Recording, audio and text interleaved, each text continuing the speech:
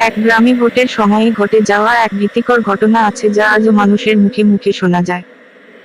গ্রামটি ছিল বেশ অন্ধকারাচ্ছন্ন, সরু রাস্তা, আশেপাশে অনেক গাছপালা এবং ঘন বন। গ্রামবাসীরা সাধারণত সূর্য ডোবার পর ঘর থেকে বের হতে সাহস পেত না। তবে এই ঘটনাটি ঘটেছিল এক রাতে, ভোটের ঠিক আগের দিন। ভোটের আগের দিন প্রতিবারের মতো ভোটকেন্দ্র প্রস্তুত করা হচ্ছিল। কিন্তু হঠাৎ করে রাতে কেন্দ্রের আলোগুলো এক এক করে নিভে যেতে শুরু করে। পাহারাদাররা মনে করেছিল হয়তো কোন বিদ্যুতের সমস্যা। তবে একটু পরে আবার আলো জ্বলে ওঠে। কিন্তু এরপরে যা ঘটে তা আরো ভয়ানক। পাহারাদারদের মধ্যে একজন দেখতে পায় একজন অদ্ভুত চেহারার লোক এসে কেন্দ্রে ঢুকছে, মুখ ঢাকা, চুপচাপ হেঁটে কেন্দ্রে ঢুকলো আর ফিরে এলো না।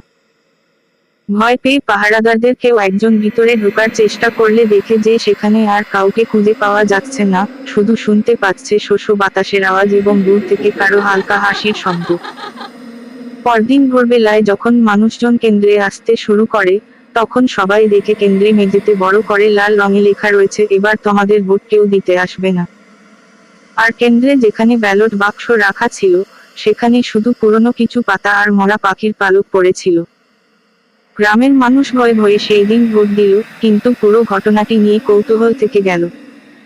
কেউ বলে এটা ছিল কোনো বিদ্রোহী দলের কাজ, আবার কেউ বলে গ্রামের কোন আত্মার অভিশাপ।